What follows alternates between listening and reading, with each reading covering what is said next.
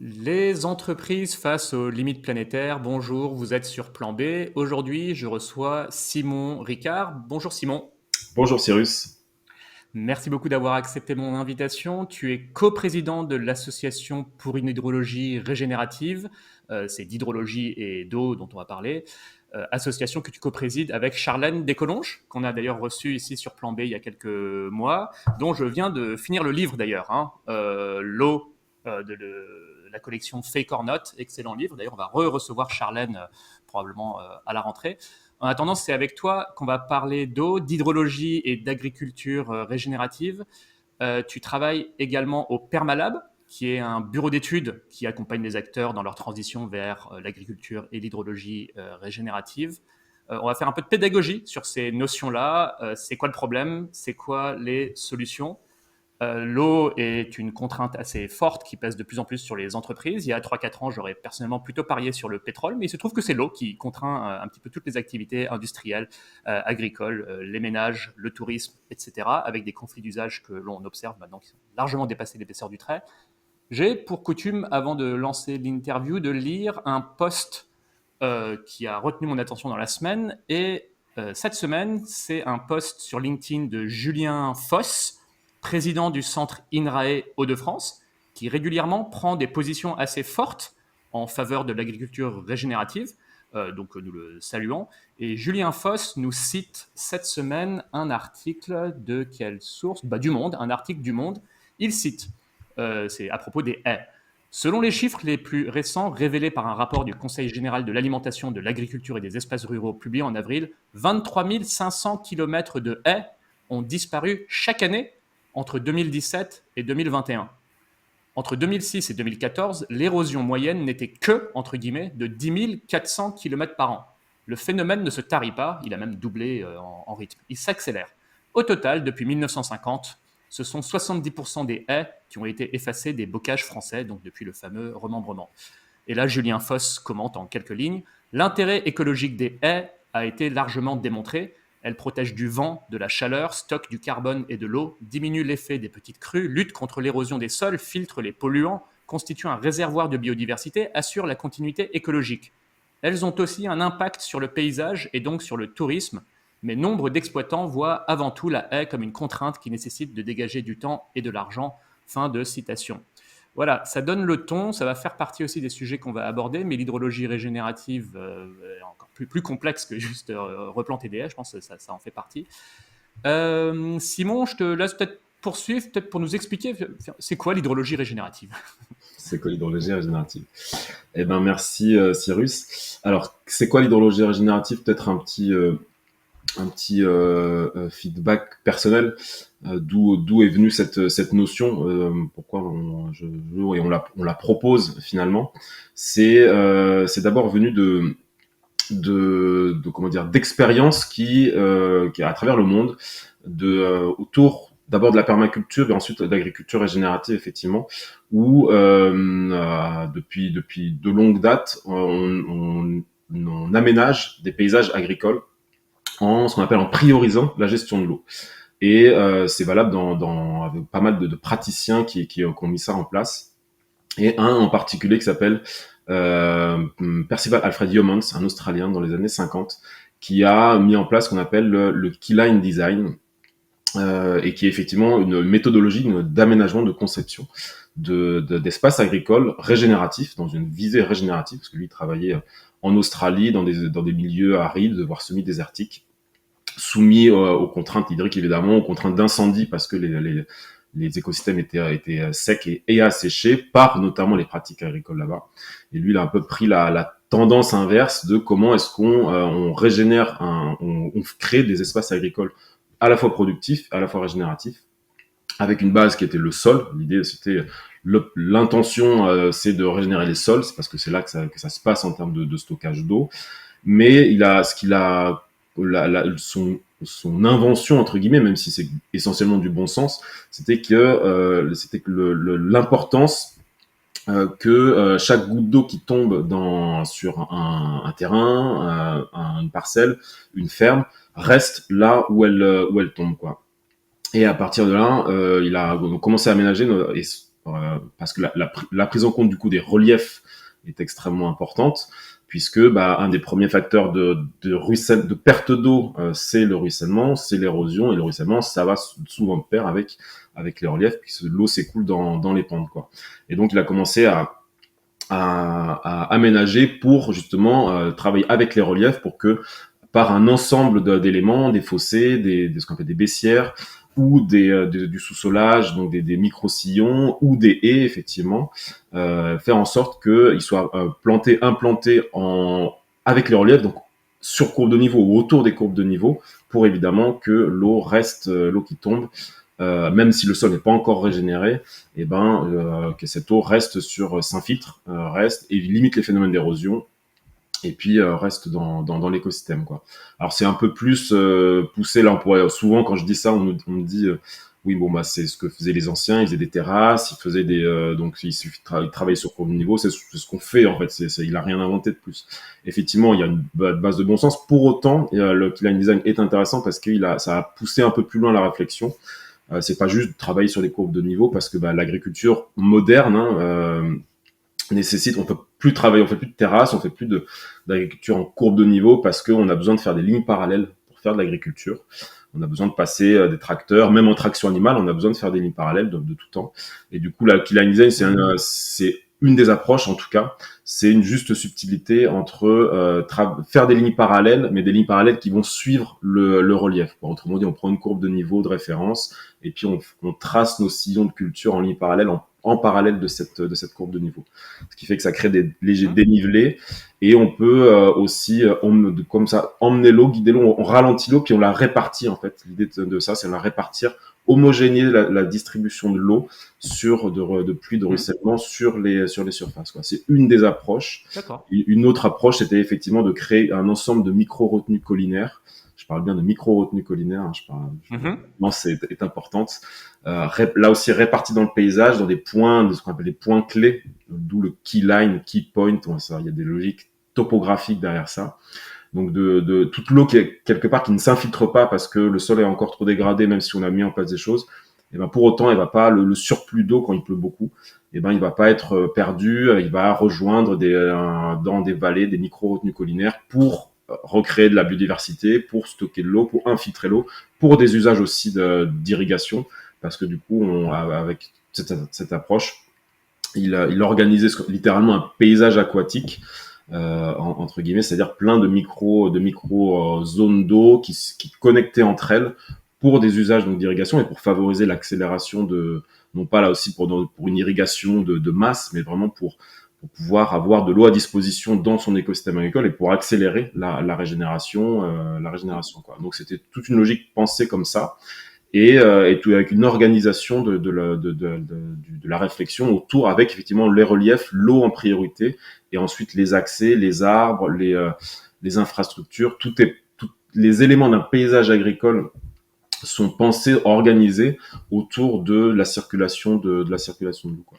Et donc pour en revenir à l'hydrologie régénérative et finir là-dessus, moi je me suis formé à l'étranger, notamment au Mexique, avec ce genre d'approche, parce que il y a 5-6 ans, quand je me suis intéressé à ça, j'ai vu qu'il y avait très peu de notions, très peu d'expérience française, très peu de notions en francophone autour de toutes ces approches, du Keyline Design, de la gestion de l'eau, permaculture et tout ça. C'était très anglophone, très hispanophone, donc je suis allé à l'étranger pour me former. Et en revenant en France, il y avait toujours aussi peu de notions traduites et d'expérience. Et effectivement, on s'est rendu compte, je suis pas le seul à être plusieurs praticiens, pionniers de toutes ces approches en France.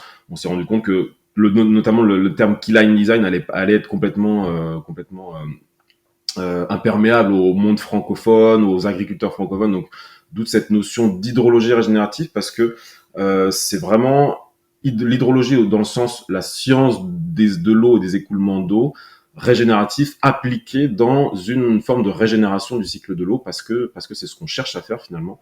On cherche à par l'aménagement, faire en sorte que l'eau qui, d'abord, déjà c'est une priorité, l'eau qui tombe à la parcelle, au terrain, elle reste à la parcelle, au terrain, quoi. Et par là, elle s'infiltre, elle bénéficie, elle crée des zones humides, elle bénéficie au sol, à la végétation, elle repart en évapotranspiration.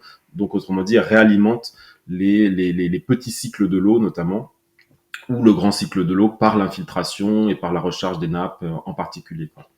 Donc c'est voilà, et donc, derrière, alors régénératif, hein, c'est un peu utilisé à toutes les sauces maintenant, disons agriculture régénérative, tout ça. Mais effectivement, c'est bien la logique qu'il y a derrière, quoi. On cherche vraiment Oui, à remettre de la vie régénérer dans le voilà, sol, le sol, passer d'un l'écosystème. état où il y a peu de vie à un état où il y a de la vie. Le terme régénération me choque pas plus que Voilà, ça. c'est ça. Et donc on considère que c'est pertinent d'avoir cette vision et du coup quelque part pour emmener aussi cette hydrologie, parce qu'on manque pas de sciences, de compétences, de connaissances autour de l'hydrologie, mais quelque part pour la diriger vers une vision en tout cas de cette régénération du cycle de l'eau par l'aménagement, ce qui manque probablement encore Ouais. dans notre contexte. Ouais. Question néophyte où, alors je m'intéresse au sujet de l'agriculture régénérative, mais je n'avais jamais pensé à l'aspect relief que tu as pas mal cité. Est-ce que quelque chose comme les keyline design, ça s'applique forcément à des terrains à fort relief, par exemple, j'en sais rien, des prairies pour l'élevage Mm. ou autre, parce que c'est là que ça ruisselle le plus. Est-ce que ça s'applique aussi à des terrains tout plats, entre guillemets, comme les grandes cultures dans la Beauce? Voilà, enfin, Ouais. est-ce que c'est... Enfin, voilà, je te laisse C'est poursuivre. souvent, c'est souvent la question qui revient. Tu n'es pas le premier à la Ah, d'accord. poser, à juste titre évidemment, parce que c'est vrai que qu'on voit des images autour du Killing Design, on a l'impression que c'est qu'effectivement que dans les reliefs quoi que ça se passe ou des terrasses ou comme ça, mais alors que non, effectivement, la logique c'est de dire que déjà de toute façon qu'il y a un terrain plat, vraiment plat, ça existe. Enfin, il y en a évidemment, mais c'est rare. En tout, il y a toujours des micro-reliefs ou des micro-pentes dans des terrains plats. Il n'y a pas tant que ça de terrain vraiment plat. Et du coup, ça veut dire qu'il y a aussi des formes d'écoulement. Et en quelque part, au-delà et encore une fois, on parle pas que l'hydrologie régénérative, derrière, c'est pas juste pour gérer de l'eau, quoi. C'est pour, et c'est dans la logique du Keyline Design notamment, mais quelque part de toutes les approches agroécologiques et d'agriculture régénérative, quoi. C'est de recréer un écosystème complexe avec justement des arbres dont on parlait, des haies dont on parlait à l'instant, un sol vivant, des zones humides, bref, recréer un paysage comme ça parce que on sait, et le poste en parlait très bien, tous les intérêts que ça a. Donc il y a une logique derrière de replanter des arbres, de recréer des sols. Donc quelque part, et c'est l'autre point que je veux aborder dans notre approche autour de l'hydrologie régénérative et d'une manière générale d'aménagement de paysages, d'espaces régénératifs avec ce qu'on fait avec Permalab par exemple.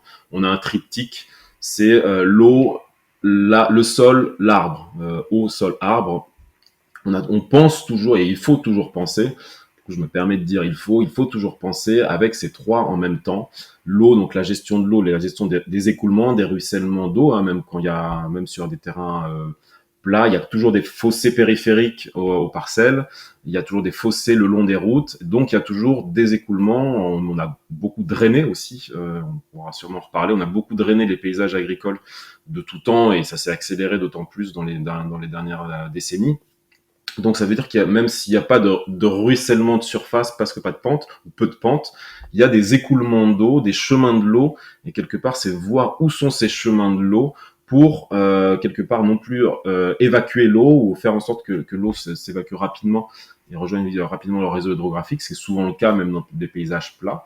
Mais par contre, créer une succession de zones tampons autour des fossés, autour des zones de drainage par exemple, pour créer une succession de micro-mares, de zones qui vont favoriser l'infiltration, la présence de l'eau dans l'écosystème, quoi. Donc même en terrain plat, il peut y avoir cette logique. Donc donc c'est gérer tous ces ruissellements pour faire en sorte de ce qu'on appelle ralentir, répartir, infiltrer, stocker l'eau. C'est un peu le quatuor du premier triptyque là.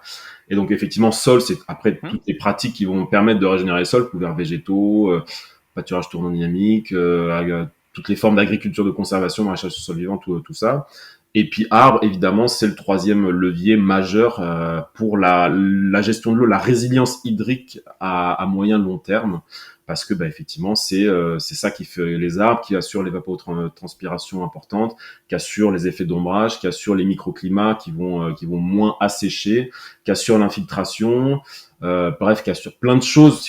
Juste sur le paramètre eau et autour de l'eau, les arbres, sans parler de tous les autres intérêts, assurent une grande partie, plein de fonctions qui sont cruciales de réimplanter pour le long terme, parce qu'effectivement, quand on replante des arbres, et malheureusement, les chiffres des haies qui sont supprimés, c'est dramatique, parce que quelque part, là, même si on replante des arbres tout de suite, ils vont être efficients, on va dire, d'un point de vue écosystémique et hydrique en particulier, que à 10, 15, 20 ans, alors qu'on en aura besoin rapidement. Donc, il faut les penser, et c'est pour ça qu'on pense aménagement, conception, design d'espaces agricoles, de ferme.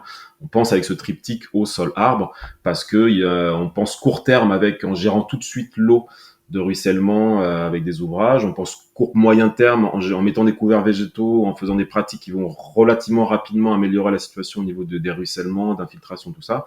Et on pense en même temps moyen long terme avec les arbres qui eux vont vraiment prendre le relais sur la gestion de l'eau à moyen long terme, quoi. Au bout d'un moment, on n'aura plus besoin d'avoir des fossés, des baissières, sur courbe de niveau, tout ça, parce que quelque part, il y aura un sol riche et des arbres et des haies implantées qui elles-mêmes rejoueront ce rôle de gestion de gestion de l'eau, quoi. Mais on pense court et long Oui, terme c'est en ça, même. les haies qu'on arrache rendent bien plus de services que celles qu'on replante. Alors déjà, on arrache plus qu'on ne replante. Et en plus, L'écart est même assez important, je n'ai pas le chiffre exact en tête, mais c'est important. Ce qu'on replante ne rendra des services écosystémiques pleinement que dans des décennies. Et en plus, dans certains cas, malheureusement, ce qu'on replante, c'est assez étroit. Alors c'est long pour pouvoir toucher les aides liées aux haies, mais c'est dans certains cas sans pointer du doigt, mais particulièrement étroit. Donc voilà, ça ne rendra pas forcément des services écosystémiques à la c'est hauteur ça. de ce qui est arraché, quoi. Effectivement, ouais, nous, on Ce que je accompagne. voulais dire, comment Ouais. tu mesures la performance d'un terrain qui se reconvertit avec succès à l'hydrologie régénérative? Est-ce que c'est la porosité du sol, le taux de matière organique enfin voilà, Hmm. comment est-ce qu'on se dit, tiens, on a réussi? Alors voilà, c'est une autre bonne question qu'on nous pose souvent. Est-ce que comment on mesure? Qu'est-ce qui montre que ça marche? Les expériences aux États-Unis, en Australie, est-ce qu'on a eu du suivi pour montrer? Et c'est là que le bas blesse encore un petit peu d'un point de vue vraiment purement hydrologique et hydrologie régénérative, parce que effectivement, il y a pas encore beaucoup de suivi. D'ailleurs, c'est entre parenthèses, c'est un des objets de l'association, des intentions de l'association entre autres pour une hydrologie régénérative, c'est justement d'organiser le suivi méthodologique avec des chercheurs, avec des scientifiques pour monitorer, mesurer, voir effectivement on crée un fossé en cours sur courbe de niveau. Est-ce comment l'humidité dans le sol évolue plus ou moins rapidement au niveau du fossé en aval. Donc c'est des choses qu'on veut arriver à mettre en place. Quelle quantité d'eau quelque part on conserve. Après tout ce que tu as mentionné, notamment la porosité des sols et tout ça vraiment sur l'aspect sol agronomique, on va dire, c'est pas directement lié à l'hydrologie régénérative, parce que c'est déjà des paramètres qu'on mesure par les changements de pratiques agricoles, et c'est quelque part c'est déjà monitoré, mesuré, tout ça, hein. Il n'y a pas forcément besoin dans soi de l'hydrologie régénérative d'aménager. On sait déjà Ouais. et on prend deux parcelles, et c'est déjà largement testé. On prend deux parcelles, on les fait évoluer, une en conventionnel, entre guillemets conventionnel, labour éventuellement, et une autre avec des couverts végétaux, par exemple, et on voit assez rapidement que le taux de matière organique augmente. Donc ça, c'est un des paramètres, le taux de matière organique, la porosité, le nombre, la quantité de vers de terre, hein, un des paramètres, c'est la quantité de vers de terre qu'on mesure. Donc voilà, ça, c'est vraiment des approches agronomiques. Et c'est pour ça que c'est pas forcément évident aussi à mesurer, parce que toutes ces approches d'hydrologie régénérative, parce que c'est foncièrement écosystémique, enfin systémique, avec Bah oui. plusieurs paramètres, quoi. Et donc voilà, même si on fait une baissière ou une mare ou quelque chose, on va pouvoir voir des choses, mais si à côté de ça, quelque part, si je caricature un peu, on continue à labourer profond et en fait, on va rater un coche, quoi. C'est pour ça que je parle du triptyque, c'est vraiment les trois à la fois, parce que c'est ça qui va créer cet effet écosystémique. Donc voilà, pour autant, on va essayer de mettre en place, et d'autres on va essayer de le faire, justement à la fois dans des phénomènes de modélisation. On modélise des terrains avec des implantations en keyline design, et on simule des pluies, et on voit que l'eau est, plutôt que de partir en bonne partie en bas, reste, s'infiltre et tout ça. Ça, c'est des choses qui sont déjà faites et qui montrent leur preuve.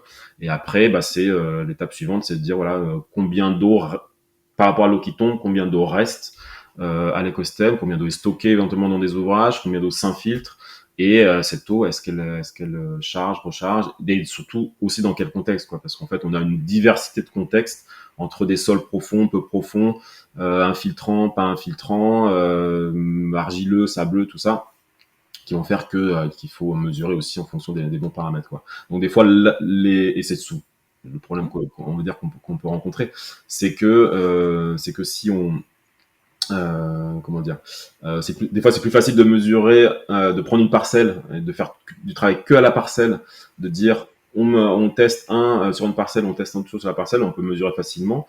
L'effet d'une haie aussi, hein, on peut mesurer, voilà, on implante les arbres, ça se passe à la parcelle. Dès qu'on est dans une approche tour d'hydrologie régénérative, en général, on pense déjà plus large, parce qu'il faut penser aussi les écoulements en amont, donc un peu le bassin versant. Donc c'est la ferme du voisin, c'est le cours d'eau en aval, donc c'est plus écosystémique, c'est plus presque territorial, et donc c'est parfois un peu plus difficile à mesurer, à sortir des éléments de comparaison stricto sensu, quoi. Donc et surtout plus difficile à mettre en œuvre. Mais voilà, il y a tout un courant, et c'est peut-être le travail de la décennie qui vient, surtout au regard des problématiques d'eau actuellement, c'est de voir comment on peut avoir une vraie efficience, donc prendre ces approches un peu empiriques qui existent depuis longtemps et les scientifiser, on va dire, avec une vraie approche hydrologique, agronomique, hydrogéologique, pourquoi pas, et de caractériser tout ça d'un point de vue de technique scientifique pour pouvoir le répandre beaucoup plus rapidement encore prochainement. Non, tout à fait. Je voulais passer là, très bientôt aux aspects très pratiques de comment on accompagne Ouais. les agriculteurs, les producteurs dans ce genre de transition. J'imagine que c'est aussi ça ton activité, ton bureau d'études et ton association. Avant ça, dernier point sur les concepts, il y a un terme, il me semble qu'on n'a pas encore prononcé au bout de 22 minutes, et c'est assez fou, le terme de climat. Oui. Parlons-en quand même un petit peu. Alors, Quand même, c'est important. D'après ma compréhension, alors les avantages qu'offre cette approche, c'est une meilleure résilience climatique face aux événements extrêmes, donc canicule, sécheresse, inondation. Donc ça régule tout ça, ça fait tampon euh, pour, on va dire, face à ces dérèglements du cycle de l'eau. Mais aussi, toujours en termes d'adaptation au changement climatique, ça apporte un service quand même de rafraîchissement du climat local. Hein. On remet de la végétation. Alors déjà, l'agriculture de conservation et les couverts végétaux permanents, ça apporte ça. J'imagine que l'hydrologie régénérative renforce cela. Donc ouais. remettre de l'eau dans le sol, remettre de la végétation et ramener de la fraîcheur localement, et ce avec des effets qui peuvent être assez immédiats. Alors évidemment, ça, faut pas tout mélanger. Ça ne dispense pas de diminuer les émissions de gaz à effet de serre pour qu'à plus long terme, le climat cesse de dériver. Mais ça, c'est des effets de long terme. En attendant ça, il me semble qu'on peut avoir voilà, des bienfaits assez, enfin, sous 5-10 ans, j'en sais rien, en termes de fraîcheur. Oui, oui, oui, c'est pas qu'une petite parenthèse, faut vraiment qu'on en parle. Alors oui, plusieurs choses.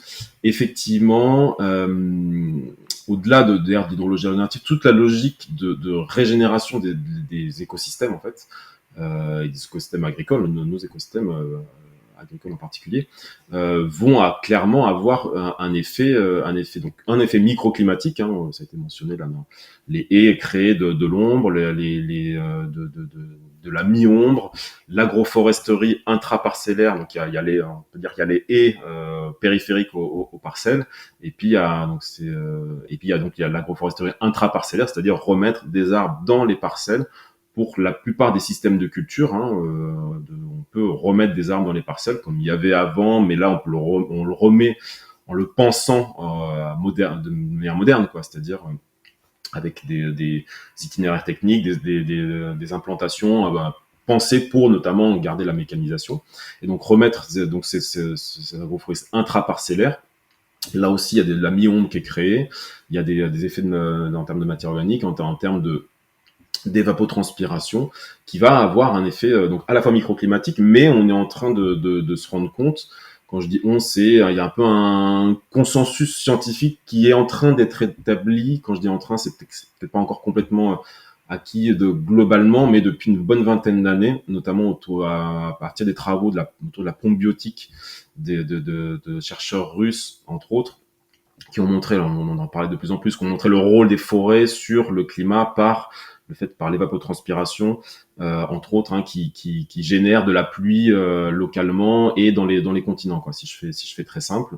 Et en fait, on se rend compte que effectivement, il n'y a pas que les forêts, c'est en fait la végétation en règle générale, la végétation multi-étagée en règle générale, a aussi cet effet, et du coup a une forme de régulation à la fois sur les précipitations, peut générer littéralement des précipitations, quoi, localement ou plus loin. Euh, et effectivement, il y a un effet aussi de rafraîchissement climatique, parce que comme une main de mie, hein, entre un sol nu, un sol artificialisé, un sol avec peu de végétation, et un sol au contraire relativement végétalisé, c'est pas les mêmes effets. Donc on parle de réchauffement climatique. Donc là, il y a potentiellement, avec la revégétalisation et en même temps conserver l'eau dans les paysages, hein, ça va de pair. Et ben c'est potentiellement plus que de l'atténuation, quoi. C'est des formes de rafraîchissement climatique, quoi. Notamment parce que au-dessus de telles surfaces, l'évapotranspiration est plus importante, donc la création de nuages est aussi plus importante. Je schématise un peu, hein, mais globalement c'est ça. Création de nuages est plus importante, elle est plus basse en altitude, et qui dit plus basse en altitude dit que les phénomènes de rayonnement sont moins importants. C'est-à-dire que, pour faire simple, plus les nuages sont créés à basse altitude, parce que, a priori, au-dessus de surfaces largement végétalisées, au plus ils vont être rafraîchissants, entre guillemets. À l'inverse, au-dessus de surfaces sèches, asséchées, artificialisées, en grande surface, les nuages se créent plus en hauteur, et ils ont plus un effet réchauffant, quoi. Donc, il y a ces notions qui sont en train d'être à l'arrivée, certainement encore besoin d'être caractérisé, d'avoir un consensus scientifique là-dessus. Mais quelque part, tout ça pour dire que, au plus on va aller vers cette régénération systémique, donc ça se passe au niveau du sol et de la végétation, ça se passe pas en termes d'émissions ou quoi que ce soit. C'est des choses sur lesquelles on peut agir immédiatement ou à court et long terme, pour avoir effectivement un effet régulateur sur le climat, sur les précipitations. Et l'autre point sur lequel je voulais revenir, c'est effectivement, tu mentionnais, ça régule. Oui, plus que ça régule, en fait, en termes d'inondation, de sécheresse, un peu et je le redis, et enfin, ça commence à émerger. Le duo Hum. inondation-sécheresse, c'est les deux faces d'une même pièce, en fait. Il faut le voir comme ça. Là où il y a de la sécheresse, de l'aridité, tout ça, il y aura des inondations tôt ou tard, quoi. Et foncièrement, ce sont des paysages, des bassins versants, des terrains qui ne sont plus en capacité de retenir l'eau quand elle tombe. C'est ça qui crée des inondations. Au-delà du réchauffement climatique, des épisodes extrêmes, quelque part, les épisodes extrêmes dus au réchauffement climatique exacerbent un phénomène qui est que les paysages ne retiennent pas l'eau, ne sont plus aménagés, ou on voit, au pire même, ont été organisés pour évacuer l'eau.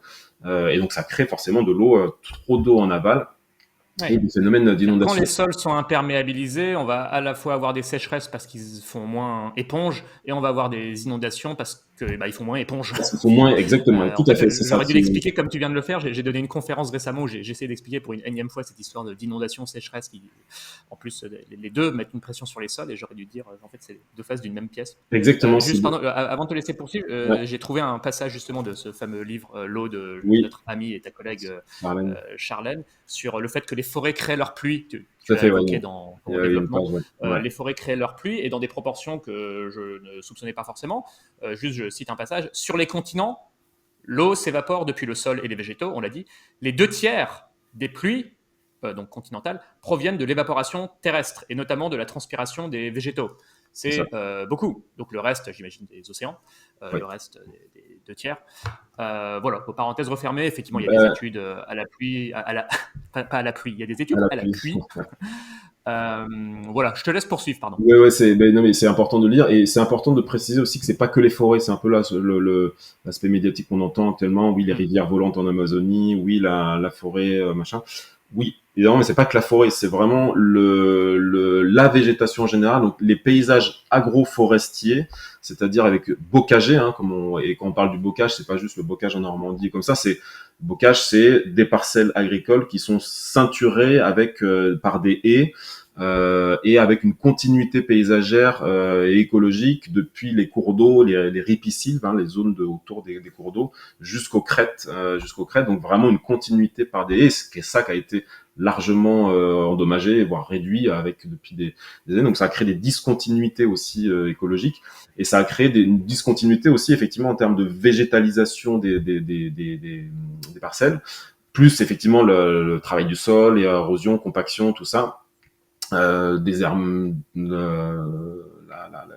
parcelles trop désherbées hein, en viticulture par exemple, ça a longtemps été comme ça, il fallait faire propre. Il y a quelque chose, il y a des paradigmes aussi à changer. Donc ce double combo, moins de sol à nu, sol dégradé, tout ça, et supprimé, continuité de haies supprimée, fait que ce sont des paysages qui sont secs, asséchants, et que alors l'inverse, c'est-à-dire un paysage avec de la végétation, des prairies notamment, ou des surfaces des cultures avec une continuité de couverture végétale aussi longue que possible. Hein, c'est pas toujours pas facile, mais on peut le faire.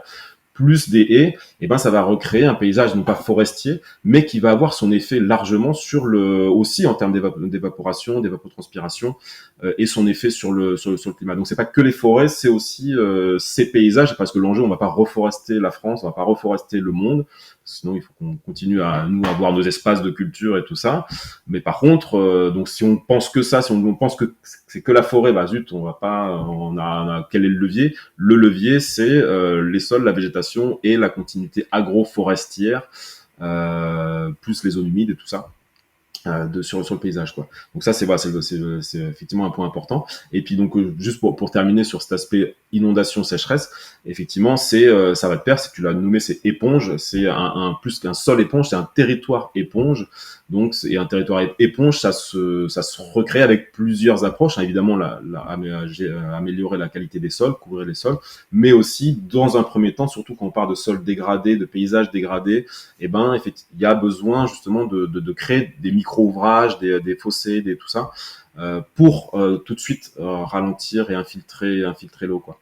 Et effectivement, ça peut avoir des effets systémiques rapides. Là, d'un point de vue des comment dire notamment de la ressource en eau, parce que voilà, on parle de plus en plus de pénurie d'eau, de sécheresse, de manque d'eau. C'est en lien avec effectivement les sols, les nappes aussi qui s'assèchent. Tout ça, c'est lié, et ce qui relie tout ça, c'est le sol, et c'est ce qui se passe au niveau de la surface, entre autres. Et voilà, et pour mentionner un exemple en Inde, un exemple que je mentionne souvent, il y a une vidéo, hein, tu t'es sûrement tagué pour que tu la vois, et qui est assez emblématique, où effectivement c'est un village, ils ont fait ça dans plusieurs villages, un village qui rencontrait de plus en plus des pénuries d'eau, c'est-à-dire il y avait plus d'eau dans les puits, dans les sources, tout ça. Donc plus d'eau pour irriguer, plus d'eau potable. Ils étaient obligés de faire venir des camions de la ville pour assurer le minimum d'eau potable à certains moments. Chose qu'en France on commence à connaître, entre parenthèses. C'est plus que dans le tiers monde entre guillemets. Et ben du coup ouais, ils ça, et en même temps ils avaient donc il y a une fondation, Paani Fondation, la fondation de l'eau, qui a mis en place, et depuis plusieurs années déjà, un programme pour transformer les paysages, pour passer littéralement de la sécheresse à la prospérité, et donc lutter contre les problèmes de manque d'eau, de sécheresse, tout ça. Et comment ils font là-bas? Ils ont fait là-bas. Donc il y a la commune, le village, il est un peu en aval d'un bassin versant, donc il y a une dizaine de kilomètres carrés d'un bassin versant en amont, avec des prairies sèches et des pentes.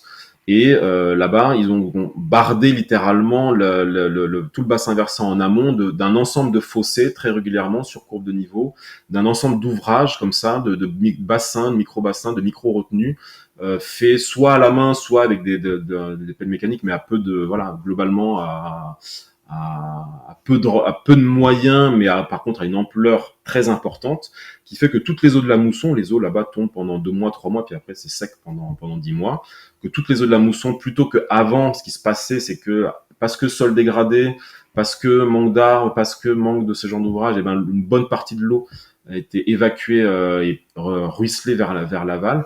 Là, toute l'eau de la mousson est retenue dans une succession comme ça de micro-fossés. Ils ont fait ça d'une année, ils ont mis ça en place pendant 2 mois, là, tous ces ouvrages. Et l'année suivante, littéralement, alors, à peu de choses près, en tout cas, à voir d'un peu plus près, la vidéo a l'air d'être assez dithyrambique sur les résultats, mais la logique est intéressante en tout cas. C'est-à-dire que toute cette eau s'est infiltrée, a rechargé les nappes superficielles notamment, et quelque part, les sources se sont remis à couler, ils ont rechargé leur puits, ils ont eu aussi des ouvrages qui ont conservé l'eau en surface. Mais la logique, c'était d'infiltrer un maximum d'eau pour recharger les nappes, quoi. Et l'année suivante, ils se sont retrouvés avec de l'eau là suffisamment parce que les nappes se sont rechargées, les puits se sont rechargés, les sources ont commencé à recouler, et ils ont eu à nouveau de l'eau suffisamment pour leurs besoins domestiques et aussi pour l'agriculture, pour pouvoir cultiver plus longtemps, donc produire à la fois de la nourriture et à la fois de la biomasse et à la fois de la végétation qui elle-même crée de l'évapotranspiration et donc a un effet climatique. Et donc, à la fois, ils ont réglé les problèmes d'eau, de manque d'eau, en rechargeant les nappes par un travail d'ampleur, et je précise bien d'ampleur, en amont dans le bassin versant, et à la fois, et donc ça c'est un chercheur là en climatologie là qui montre ça, Cédric Cabrol, je le mentionne parce qu'il fait un travail très intéressant, qui montre ça. Il a étudié l'impact au niveau des températures sur cette commune là, enfin sur ce village. Il a évalué donc là, à part les suivis satellitaires et tout ça, les suivis de température, il a évalué regardé l'évolution climatique sur ce lieu. Et on voit l'effet climatique de tous ces travaux, quoi. C'est-à-dire qu'il y a eu des températures qui sont repassées en dessous des normales de saison pour la zone par rapport à d'autres zones qui n'avaient pas mis ça en place. On voyait une différence entre les deux.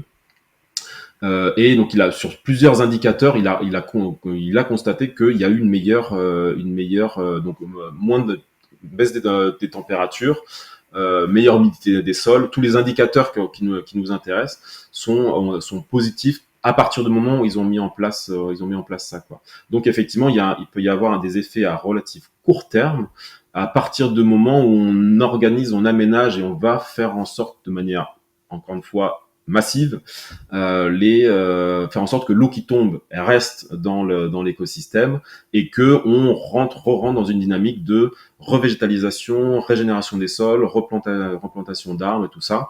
On peut avoir un effet systémique rapide, et tout ce qu'on et pour finir là-dessus par rapport au climat, tout ce qu'on met en exergue, à mon goût un peu trop, de sécheresse, inondation, c'est le réchauffement climatique. Oui et non, parce que sécheresse et inondation, c'est d'abord des écosystèmes qui ne sont pas en capacité de retenir l'eau, quoi. Donc, agissons là-dessus, et il va y avoir des effets sur l'écosystème et sur ce qu'on considère comme être les conséquences du réchauffement climatique, quoi. Donc là, il y a un vrai levier à 5, 10, 15, 20 ans, avant 2050, qui est à activer largement, versus évidemment la baisse des émissions, tout ça. Je te rejoins là-dessus. Mais à trop sonner l'alarme émissions CO2 2050-2100, on oublie une autre partie du rater le coche et largement le coche de l'agroécologie, la régénération des écosystèmes, qui sont tout autant des solutions prônées par le GIEC, le rapport du GIEC, dernier rapport Oui, du GIEC, avec les dans solutions. le rapport du groupe 2, dans les leviers d'adaptation, il y a tout à fait Absolument, il y a exactement les choses que agroécologie, tu évoques. agroforesterie, zone humide, tout ça, c'est largement mis, mais quelque part, c'est un peu, à mon sens encore, c'est un peu ma vision, c'est un peu mélangé tout au même niveau, alors que sécheresse, inondation notamment, et canicule, tout ça va de pair, tout ce qui est lié autour de l'eau et du microclimat. Et ben, il y a ce levier majeur qui est activable et qui doit être activé. Parce que voilà, si on aura beau diminuer nos émissions ou et même économiser l'eau dans le désert, on va pas transformer le désert, quoi. Et l'enjeu, c'est de transformer le désert. Et comment on transforme le désert? Et il y a des exemples qui font ça. Eh ben, on retient l'eau quand elle tombe, on améliore la matière organique, on plante des arbres. Des fois, c'est difficile, c'est contraignant dans certains écosystèmes, mais c'est faisable partout. Et c'est là aussi le message qui est à faire passer, hein, autour de la permaculture, l'agroécologie, toute la régénération des écosystèmes, c'est que dans les zones les plus désertiques, il y a moult exemples dans le monde et de tout temps, on peut, par une action pensée, réfléchie et régénérer, inverser les formes de désertification et qui seront toujours autour de la même logique au sol arbre. Ce sera toujours le triptyque qu'il faut activer les trois en même temps pour avoir l'action la plus efficiente, d'autant plus que le contexte est désertifié, quoi. Donc en Espagne, actuellement, on parle de l'Espagne, des zones méditerranéennes qui sont en train de se désertifier. Oui, c'est en train de se désertifier. Oui, le réchauffement climatique a une raison à ça, Ouais, une cause de ça, pratiques agricoles, mais d'abord, c'est voire, la cause de la voire surtout. désertification d'un territoire, c'est d'abord parce qu'on a dévégétalisé, déboisé, des pratiques agricoles qui ont abîmé les sols, et soit organiser le drainage de l'eau, l'évacuation de l'eau, soit pas fait en sorte que l'eau reste par tout ce qui peut Je pense que ce que je me dis, c'est que le changement climatique accentue et met en lumière une mort lente qui était déjà à l'œuvre absolument des écosystèmes. Donc c'était déjà en cours et le changement climatique fait complètement. déplacer la chose de l'épaisseur du trait et la rend soudainement plus visible. Et que par ailleurs, si on n'avait pas entraîné cette mort lente des écosystèmes, le changement climatique se passerait moins mal. Enfin, le changement Certainement, climatique d'origine certainement, humaine, voilà. Il se complètement. passerait moins mal. Je veux bien comprendre le dernier quart d'heure pour parler quand même de Ouais. l'accompagnement de tout ce monde, tous ces acteurs vers ce nouveau paradigme. Donc on parle d'un univers d'entreprise quand même assez conséquent. Bon, déjà, il y a les exploitations agricoles. Bon, ça, évidemment, Oui. il y a une transformation à faire. Il y a toute la chaîne agroalimentaire à sensibiliser à minima, donc les transformateurs, les consommateurs, etc. Bon, si j'avais pas mangé ma petite baguette ce matin, je serais de bien plus mauvaise humeur et cette interview serait moins de bonne qualité. Enfin, tout ça pour dire qu'on est tous concernés par l'alimentation, donc toutes les entreprises de près ou de loin le sont. Mais au-delà de ça, il n'y a pas que le monde de l'agriculture, mais aussi le monde de l'urbanisme. Comment on aménage les villes. On va pas parler en long en large du zéro artificialisation net, mais c'est une autre manière de penser la ville. Cesser d'artificialiser, de bétonner, là aussi recréer des cycles de l'eau et des sols vivants en périphérie des villes, plutôt que les bétonner. Une fois qu'on a dit tout ça, en quoi va consister ton travail? J'imagine déjà qu'il faut sensibiliser tout un tas d'acteurs, à commencer par le monde agricole, à tout le paradigme que tu viens de nous décrire. Voilà, est-ce qu'ils sont plus ou moins réceptifs, etc. Et deuxièmement, quand bien même ils seraient réceptifs, comment on opère une transition, comment on accompagne les acteurs, c'est quoi les coûts, les risques qu'on prend, voilà. D'accord. Ouais. Alors, il y a plusieurs choses. Alors, juste peut-être la petite parenthèse sur l'aspect urbain. Effectivement, je vais pas m'étendre beaucoup plus là-dessus, mais là encore une fois, c'est la même logique en fait. Hein. Retenir 100% d'infiltration, on cherche à infiltrer, à recréer des villes éponges. Hein. On parlait tout à l'heure de territoire éponge, mais là aussi, hein, c'est la même logique éponge. Retenir l'eau quand elle tombe, infiltrer l'eau à la zone, à la parcelle, tout ça. Limiter les ruissellements et effectivement revégétaliser sol, arbre, on a toujours quelque part le même triptyque. Et même en réalité, il y a déjà de l'expérience, même si ça peut-être tarde à arriver. En fait, il y a déjà largement de l'expérience autour de ça, quoi. Il y a de l'ingénierie, de la connaissance, des bureaux d'études qui accompagnent autour de la gestion des eaux pluviales en ville. Enfin, c'est quelque chose qui est assez connu. Il y a des exemples, des expériences dans le monde aussi. Donc cette ville éponge, c'est quelque part, c'est une logique qui est déjà largement en place. Et moi, quelque part, je cherche enfin, ce qu'on cherche à diffuser comme image et comme vision, c'est de cette logique qu'on fait en urbanisme, en ville, qu'on peut faire, en fait, de l'appliquer à l'ensemble des bassins versants, à l'ensemble des territoires, quoi. C'est-à-dire de faire des bassins versants des territoires qui sont éponges par la même logique en ralentissant l'eau et tout ça, quoi. Et parce que voilà, en gros, si on transforme juste les villes, on fait que des villes éponges, c'est pour autant, on va pas régler le problème parce que si on garde des bassins versants qui sont désertifiants, quoi. Si je Oui, force un petit peu la ville fonctionne pas en vase clos, elle est dans un système. exactement, quoi. Et au contraire, même on a même plutôt intérêt à agir sur la grande surface qui est évidemment en amont que sur la petite surface si je dois forcer le trait, même s'il faut agir partout. Donc ça, c'est un premier point. Et donc ouais, donc alors nous notre expérience effectivement avec Permalab, donc un bureau d'études hein, et d'autres qui font ça aussi, c'est effectivement nous c'est d'abord nos clients, on va dire, c'est des agriculteurs ou des souvent de plus en plus des gens en projet en installation ou en transformation, en reprise quoi, ou des entreprises agricoles quoi, c'est-à-dire des entreprises voilà, de l'agroalimentaire on va dire, ou des acteurs importants qui ont des terres qui font de l'agriculture, comme des groupes viticoles par exemple. Et donc là, bah, pareil, en fait, souvent on part du constat, quoi. Et le constat, il est souvent toujours le même érosion, perte de matière organique, ruissellement. Si je parle, on pense en viticulture notamment, c'est souvent le cas, mais ça peut être le cas un peu partout. Et du coup, en fait, on cherche à avoir la logique inverse. Donc nous, on fait de ce qu'on appelle un design, hein, l'approche de design, c'est-à-dire de conception d'aménagement. On n'est pas juste sur des solutions d'itinéraire technique. Souvent, c'est ça en agronomie. Bah voilà, comment on implémente les couverts végétaux. On est souvent sur des travaux à la parcelle, que ce soit en agronomie ou en agroforesterie, on est souvent sur un travail à la parcelle, où on essaie d'avoir justement cette vision d'ensemble, notamment parce qu'on prend en compte les chemins de l'eau, quoi. Donc, en gros, il y a un premier travail autour de la topographie, de la cartographie, pour voir comment sont les reliefs, comment s'écoule l'eau, d'un point de vue naturel, d'un point de vue artificiel, hein, parce que souvent ça a été très artificialisé. Il y a des fossés, il y a des drains, il y a des chemins de l'eau naturels et artificiels.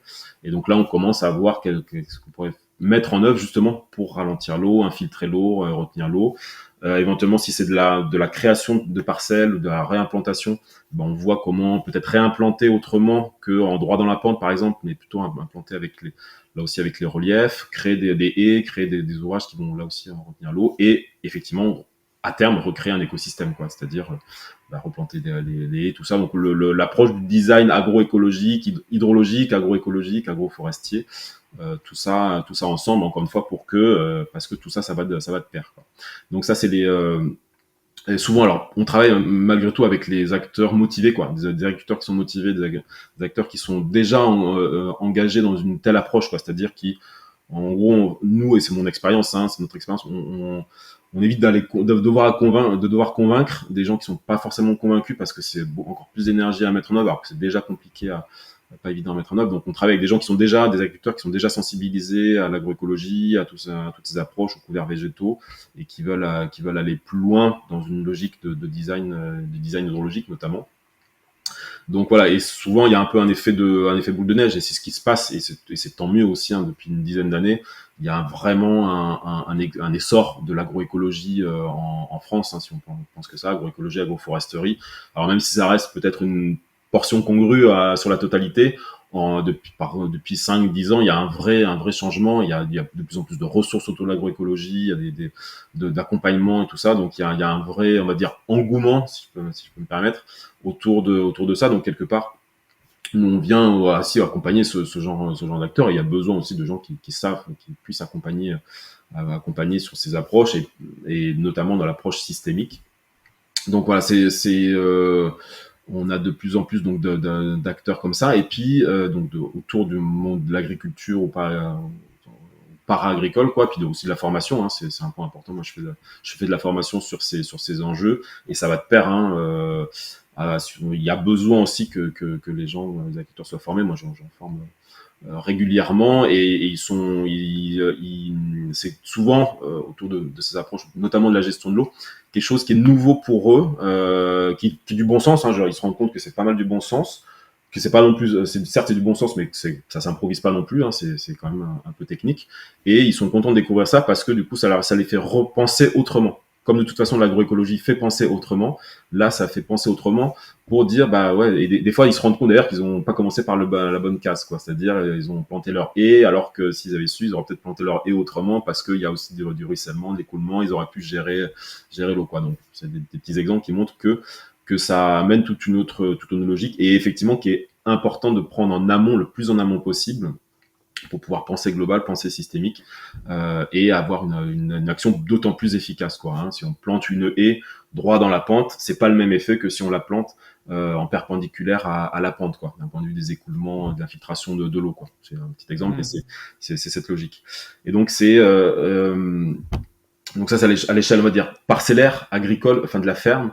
Mais l'enjeu, et là, on est en train d'arriver petit à petit à ce niveau-là, c'est effectivement les collectivités, quoi. Donc, les entreprises, oui, dans le sens où c'est des entreprises agricoles qui ont des enjeux à l'échelle de surface agricole. Mais à terme, ce qui va être vraiment important de toucher, c'est les collectivités. C'est justement là où il y a un enjeu à l'échelle du territoire, voire du bassin versant, des bassins versants, parce que toutes ces logiques d'hydrologie régénérative et quelque part de transformation des paysages pour faire le lien avec le poste du début, là, il s'agit effectivement de remailler, de remettre des haies, de refaire un maillage agroforestier, agroécologique, et idéalement de le penser avec en fonction des reliefs et donc à l'échelle des bassins versants, quoi. Et donc, comme on travaille à l'échelle des bassins versants, c'est d'autant plus pertinent de travailler à ces échelles. Et effectivement, il y a besoin de travailler avec les acteurs qui sont autour des bassins versants, c'est-à-dire les collectivités locales, les syndicats de bassins versants, tout cet écosystème d'acteurs qui est en lien, en interface directement avec et les paysages, et les agriculteurs, et les cours d'eau, et tout ça, qui des fois sont chacun un petit peu dans des limites, peut-être un peu trop encore, dans des sectorisations. Et là, il y a un vrai enjeu, effectivement, on pousse la réflexion dans ce sens-là, à faire un re-remembrement, ou plutôt un remembrement hydrologique et agroforestier, c'est-à-dire, effectivement, comme il y a eu dans les années 40, 50, 60, plutôt 50-60, une grande politique nationale orientée vers la production alimentaire, et tant mieux, d'une certaine manière, ça a marché. Donc, c'est donc le remembrement, avec tous les défauts que ça peut avoir eu, ça a eu l'intérêt de montrer que si on a une vraie politique volontaire pour transformer les paysages agricoles pour une fin, eh ben, on peut le faire, quoi. En tout cas, c'est l'exemple que ça a On été peut. fait, et on Mm. peut, et c'est pas infaisable, quoi.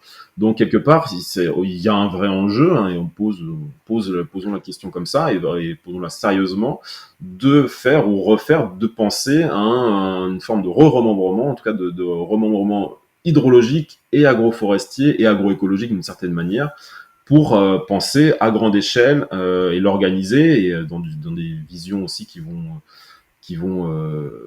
être pour le bien-être de l'humanité. Il ne s'agit pas de remembrer pour exproprier ou s'accaparer des terres, quoi. Là aussi, il y a des enjeux en parallèle de ça. Mais remembrer, en tout cas recréer du parcellaire agricole, du parcellaire paysager, un maillage paysager autour encore une fois dans cette vision eau, arbre, sol, quoi, pour là aussi retenir l'eau, infiltrer l'eau, recréer ces territoires éponges dont on va avoir sacrément besoin par rapport aux effets climatiques, quoi. Et Mm. donc Juste voilà, l'autre pour enjeu, revenir à c'est la collectivité. Ouais. l'aspect, pour revenir à l'agriculteur qui bon, ont un métier difficile, une fois sur deux, ils sont à moins de 10 ans de la retraite. Mm. Voilà, et là, on arrive, il y a un tout nouveau paradigme qui nécessite de repenser pas mal de choses. Alors, il y a pas mal d'avantages à tout ça. Alors, sans être du tout exhaustif, il y a des avantages type réduire tous les coûts liés à l'eau, donc que ce soit acheter de l'eau ou payer les dégâts des sécheresses et des inondations. Il y a aussi dans cette démarche globale d'agriculture et d'hydrologie régénérative, il y a moins de temps de travail et moins de dépenses de gasoil au sens. Alors ça, c'est un post de Sébastien Roumgous que tout le monde devrait suivre, donc le patron de Biosphère. Le travail du sol, c'est 40% du temps de travail de l'agriculteur et 70% de la consommation de gasoil. Donc bon, ça donne quand même une idée. Bon, bref, c'est important. Réduire aussi en jouant davantage sur la fertilité naturelle du sol. Donc forcément, j'imagine, c'est un peu moins de dépenses d'engrais, etc. Bon, cependant, il faut quand même investir un peu de coûts à se former, mais aussi au quotidien, entretenir des haies, entretenir des terrasses, entretenir tout le design au quotidien, c'est aussi, voilà, j'imagine, il faut recruter des gens, etc. Globalement, je ne vais pas demander quels sont nos retours d'expérience sur les équilibres économiques, mais comment Mm. réagissent les producteurs face quand même à, je dirais pas l'immensité de la tâche, mais quand même, en face, c'est quand même certains coûts, sachant que leurs équilibres économiques sont déjà assez fragiles. Donc Ouais. voilà, comment ils réagissent. Tout à fait. Alors là aussi, il y a plusieurs choses. Donc effectivement, Sébastien Bromigou, une personne à suivre en effet. Et lui, son levier d'action avec son groupe, c'est surtout vraiment de l'agronomie des sols, quoi. Et effectivement, c'est le premier levier aussi, hein, et c'est l'objectif quelque part, c'est que des sols soient renforcés. On fait tout ça pour que nos sols soient en capacité de, de, de d'être fertiles, quoi. Et et effectivement, c'est du coût à investir. Nous, alors, plusieurs choses déjà, quand on design comme ça, faut pas le voir non plus comme, c'est pas des choses qu'on met en place nécessairement, des ouvrages enfin, il y a d'abord une logique de faire au simple, donc, c'est-à-dire, concrètement, quand quand on est sollicité par un agriculteur, on réfléchit en même temps, à la fois aussi et surtout avec ses contraintes, ses limites, ses itinéraires techniques, son matériel, pour trouver la bonne équation entre lui, ses contraintes, et pour autant faire aménager avec une logique qui permette justement de retenir l'eau, de recréer du sol et tout ça, quoi. Essayer de combiner les deux. Il s'agit pas d'arriver de dire bon voilà, il faut que tu changes tout parce que ce sera mieux si tu fais avec des mares, des retenues, des haies en travers de la pente, alors que le tracteur y verse. Enfin, voilà, il y a ce genre de considération à avoir. C'est pas, ça s'improvise pas. Donc effectivement un des gros enjeux, parce qu'on sait très bien que oui, que la pression est importante sur les agriculteurs. L'autre enjeu, c'est de toute façon, c'est la logique de voir, et en tout cas nous comprendre, que pour remettre de l'aspect écosystémique, que ce soit pour l'arbre, la biodiversité, l'eau, tout ça, il y a besoin entre guillemets, je dis bien entre guillemets, resacrifier un petit peu d'espace, quoi.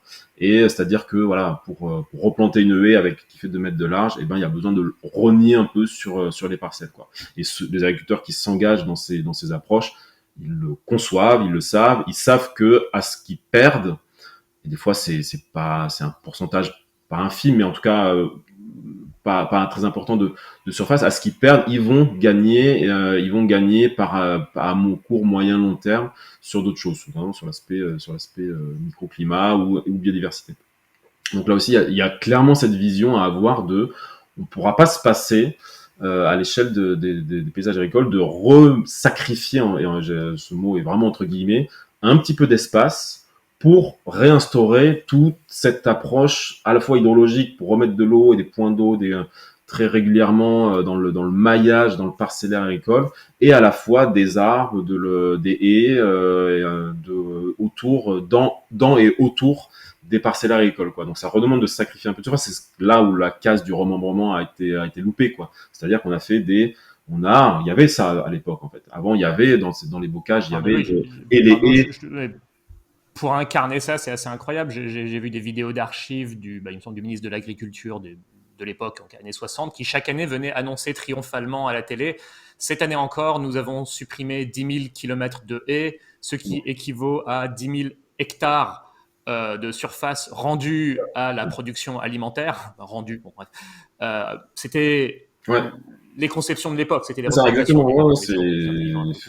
Il y avait une certaine logique, c'est pas le propos, mais voilà, c'est quand même. Tout à fait, ouais. C'est très critiquable, hein, faut être clair, mais du coup, oui, c'était une vision, une logique, et effectivement, on a tout mis à plat, donc on a enlevé des haies et on a asséché, on a drainé, drainé des zones humides. Donc quelque part, l'eau et l'arbre et la végétation, en fait, ce qu'on a à un moment donné mis à plat, c'est essayer de le remettre. Donc si j'ai pas et là maintenant sûrement de le remettre pas comme c'était avant exactement, mais de trouver la bonne combinaison,